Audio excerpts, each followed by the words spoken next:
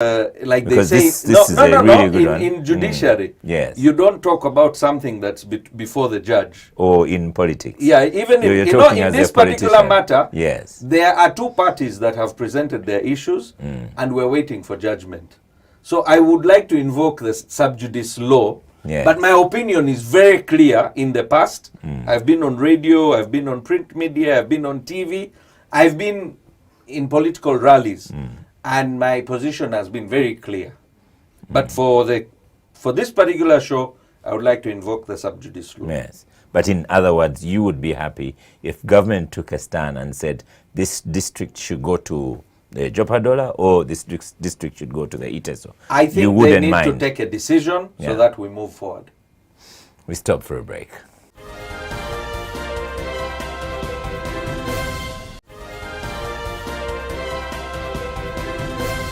Thank you for watching NBS Face Off. I am Oscar Semoyam Soke, and this evening my guest is Mr. Sanjay Tanna. You've been in active business since age 20 when you had to take over after your brother's death. Your father challenged you to either continue studying or go into business. Yeah, Oscar, to be precise, I actually I joined the family business at the age of 13. And most of my classmates at Kitante Primary School and Macquarie College will bear me witness that I used to run the family errands, doing shopping, selling, etc. So I started business much earlier. So I used to do a bit of business and a bit of schooling together. But of course, full-time business, you're right. At the age of 19, 20, when my elder brother passed away, I had to take the choice.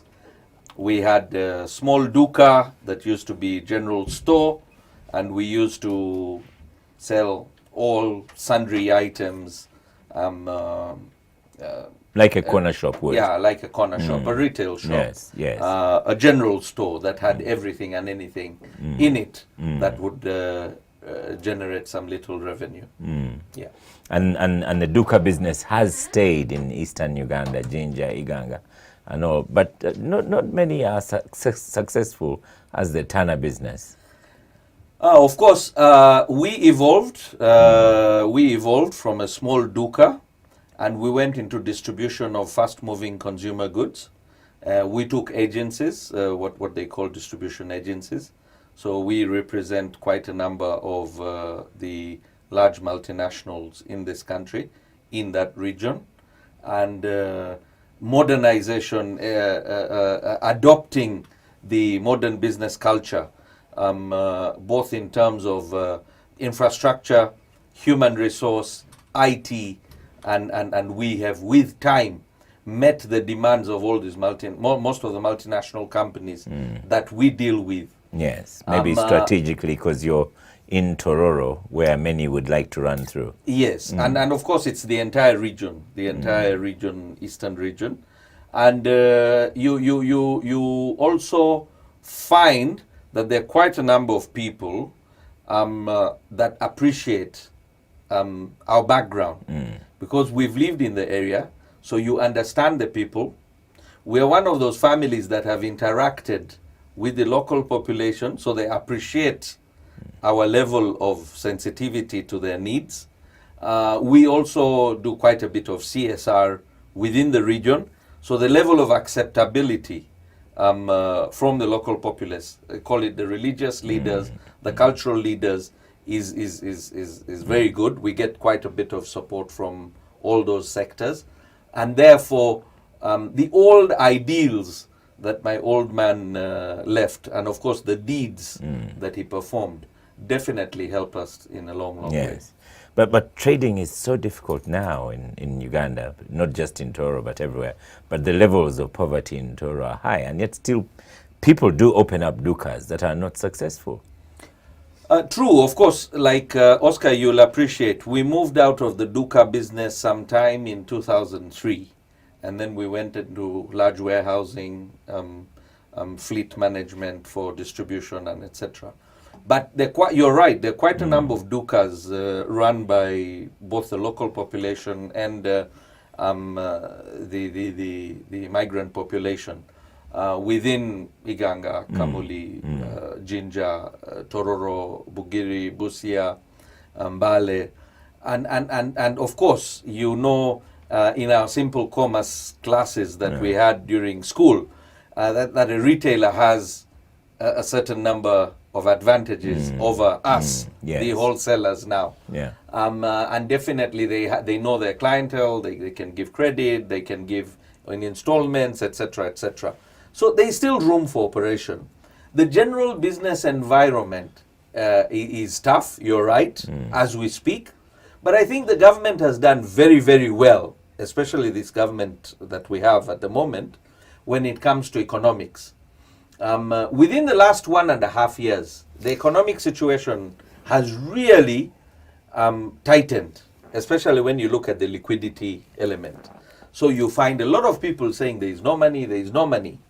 But as somebody who oscillates between Tororo, which is our operational headquarters, and Kampala, which is the capital city, and I also have the opportunity of flying out, if you look at the depreciation of the shilling vis-a-vis the dollar on the international currency rates, the pound has lost about 10%. The Indian rupee has lost about 13%.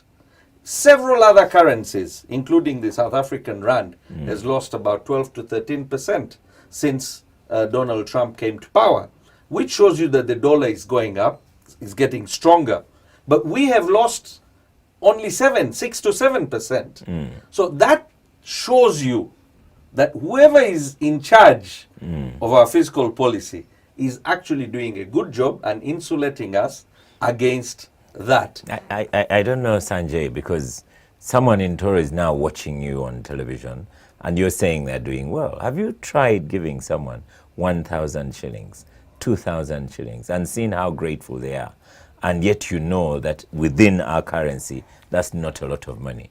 In fact, a soda now goes for 1,500, the cheapest you can get. So it's not truly right that we're doing well.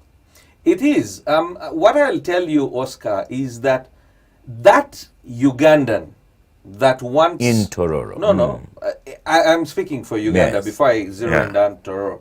That Ugandan that wants to earn a living in Uganda today will earn a living.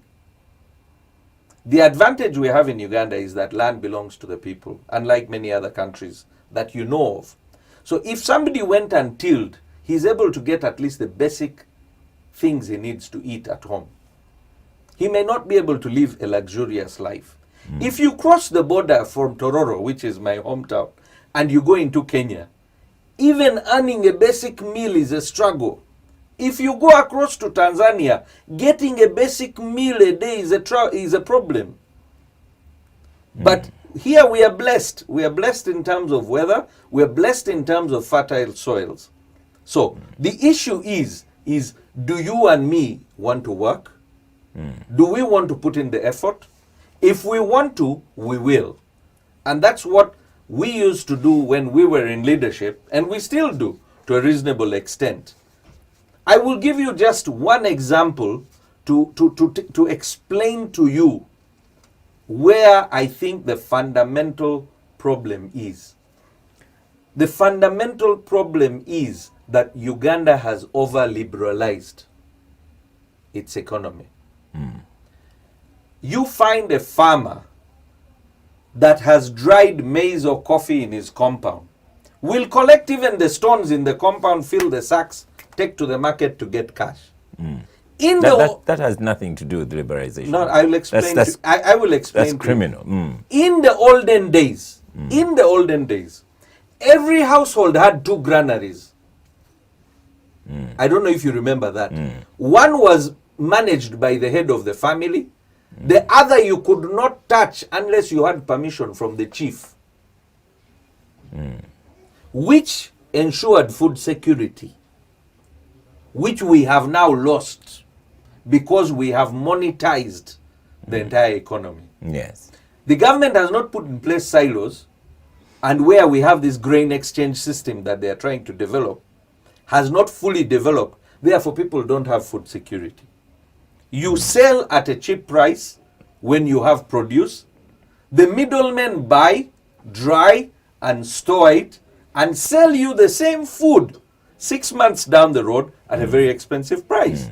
Whereas in Kenya, you have a regulatory system where the government, the grain board, declares a buying price and declares a selling price. And you find lorries and lorries of food stuff going from Uganda. Go to any border post, whether it is Malaba, whether it is Nimule, whether it is the one in Congo, at the Congo border, or the Rwanda border, you will find food crossing. Yes. So, my point is, yes, is that are we helping our people manage their resources as government, as leaders? Are we helping? Well, if the lorries are going out, then yes, because they have product to sell. You see, there you go. My idea would be that we need to tell them that you need to save something for the dry day. You're not teaching them that they need to save. Remember, in the olden days, Sanjay, the cooperatives used to do that. But now you have the OWC, Operation Wealth Care. You have all these organizations that are advising us of all sorts of things. They exist, but they don't control the price of maize. You know, because sometimes they will tell you grow maize. Because I am not about controlling price. Yes. I'm controlling You're controlling behavior. Behavior and savings. You see, I happen to work in the office of the vice president. Yeah. That's what you're talking about is the consequence of going to school. If you go to school, some of these things you learn. No, but even the very learned don't save. This so-called concept of ours, Bonaba Gagawale, was a concept paper written while I was in the office of the vice president. And that concept paper was actually Bonaba Kole, Bonaba Tereke, Bonaba Gagawale. So it is when you work, you generate revenue. That revenue is then saved, and then you use that saving as a capital to invest into income generation. Let's go back to the Duka for a little while, and now in Kampala. And I didn't contest with you on the land issue. That's a discussion for another day. Because remember, in Uganda, we even have a land committee right now probing all the anomalies to go with land. But you have the Duka business, if I can use such a word, in a fight, in contestations in Kampala with the Batembei. And KCC has recently seemed to have helped Dukas win this war. So you can't say that Ugandans, one, don't want to work, because there is a great effort to work, a great effort to trade. So you've been in those positions. What happens? Yes, you have a Duka, you're paying rent and whatever, but the other guy has also got a few items that he wants to sell off.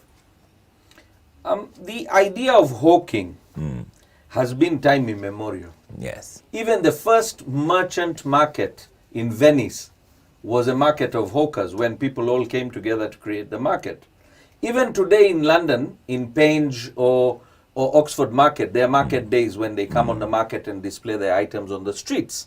And that is what I think Jennifer with her team created timings where hawkers could then come and vend their items after the shops have closed in the evenings on the streets, which was a good innovation on her part.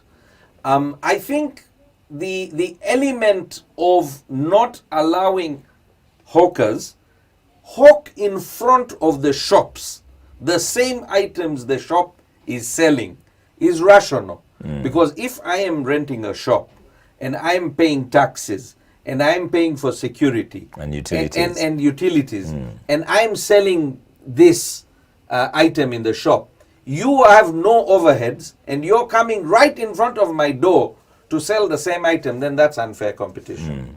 And it's government's job to regulate that. Yes. But if my shop is closed and you come and vend your items after 6 p.m., I think that's a fair deal. So that's the way to work. Yes. Okay. There must be a win-win situation. There is a group of entrepreneurs. If you look at the history of Madvani, they started as a Duka.